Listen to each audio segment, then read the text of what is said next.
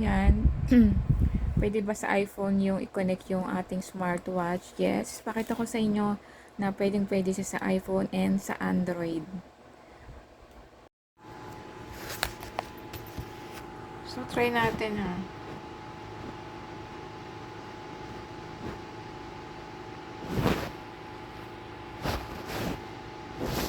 Kailangan ko muna tong i-restart itong watch. Pag i-connect natin sa ibang device. Start muna natin itong set. Restart. Ay, no. Reset. I-reset mo yung watch mo. So, nireset ko muna. O, diba, umano yung relo niya. Yung time. So, agree lang natin siya. Allow. O, tinan mo, ang bilis niyang naka-receive, o. Receive niya agad yung watch ko. O, tapos itatap natin siya.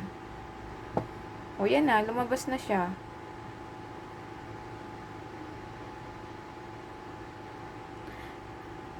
Mag-iiba yung oras na tong relo. Kaya imposible na hindi makakonect yan sa iPhone mo.